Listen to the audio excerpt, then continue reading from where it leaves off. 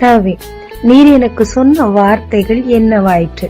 கைவிடப்பட்டு போனேனே என்று புலம்பும் ஆத்துமாவே என்று கர்த்தர் நமக்கு சொல்லுவது ஆதியாகமம் 28:15. நான் உன்னோடே இருந்து நீ போகிற இடத்திலெல்லாம் உன்னை காத்து இந்த தேசத்திற்கு உன்னை திரும்பி வர பண்ணுவேன். நான் உனக்கு சொன்னதை செய்யும் அளவும் உன்னை கைவிடுவதில்லை என்றார். யாக்கோபு செய்தது லாஜிக்கே கிடையாதுங்க. அவங்க அண்ணனை அவரோட பலவீனத்தை தெரிஞ்சு ஏமாத்தி அவர் புத்திர சுவீகார பாகத்தை பெற்றுக்கொண்டார். அதோட வேல்யூ இவருக்கு தெரிஞ்சிருந்தது. ஆனாலும் கர்த்தர் இவரை ஆசீர்வதிப்பேன் என்றார். எப்படி? அவங்க அம்மாவுக்கு கீழ்ப்படிஞ்சார். தாய் தகப்பனுக்கு கீழ்ப்படி என்று வேதம் சொல்லுகிறது. மிகப்பெரிய ரிஸ்க், மாட்டின சபிக்கப்படுவோன்னு அவருக்கு தெரியும், அம்மாட்டையும் சொல்றாரு. ஆனாலும் அம்மாவுக்கு கர்த்தர் சொன்ன ப்ராமிஸ்க்கு அவங்க கீழ்ப்படிஞ்சாங்க. இவரு தன் தாய்க்கு ரிஸ்க் எடுத்து கீழ்ப்படிஞ்சார்.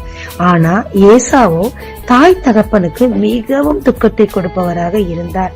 இவர் கீழ்ப்படிஞ்சது நிமித்தமாக அதிக பிரச்சனைகளையும் அனுபவித்தார், தவறுக்குரிய தண்டனைகளையும் அனுபவித்தார். ஆனால் தேவன் சொன்ன அத்தனை ஆசீர்வாதங்களும் இவருக்கு பலித்தது. ஏசாவோ தேவன் தந்த சுதந்திரத்தையும் அசட்டை பண்ணினார், தாய் தகப்பனையும் அசட்டை பண்ணினார். எனவே தேவனும் அவரை அசட்டை பண்ணினார். யாக்கோபு தேவனையும் கனம் பண்ணினார், தாய் தகப்பனை கனம் பண்ணினார். எனவே கர்த்தரும் அவரை கனம் பண்ணி வாக்குகளை நிறைவேற்றி திரும்ப வர பண்ணி சொன்னபடி இஸ்ரவேலின் தகப்பனாக மாற்றினார். சம்டைம்ஸ் கர்த்தர் சொல்றது லாஜிக்கே இல்லாத மாதிரி இருக்கும், உலகத்துல அது ஏற்புடையதா இல்லாத மாதிரி இருக்கும். ஆனா அத கர்த்தர் தான் சொல்றாரான்னு ரொம்ப ஆழமா நம்ம செக் பண்ணி பார்த்துட்டு கஷ்டமான காரியமா இருந்தாலும் அப்படியே செய்வோமானா அதுக்காக சில ரிஸ்க் எல்லாம் நம்ம அனுபவிக்க வேண்டியதா இருக்கும். ஆனா அத கர்த்தர் சொல்லி நாம் செய்கிறபடியினாலே தேவன் அதற்கு நமக்கு போதிய உத்தரவாதத்தை தருவாருங்க. நம்மை திரும்பவுமா நம் இடத்துல நிலைக்க பண்ணுவார்.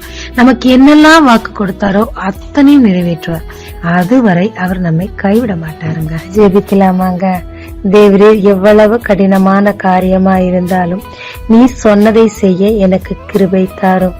நீர் எனக்கு கொடுத்த வாக்கு தத்தங்கள் எல்லாவற்றையும் நிறைவேற்றும். உம்மை பிரியப்படுத்த எனக்கு சொல்லித்தாரும்.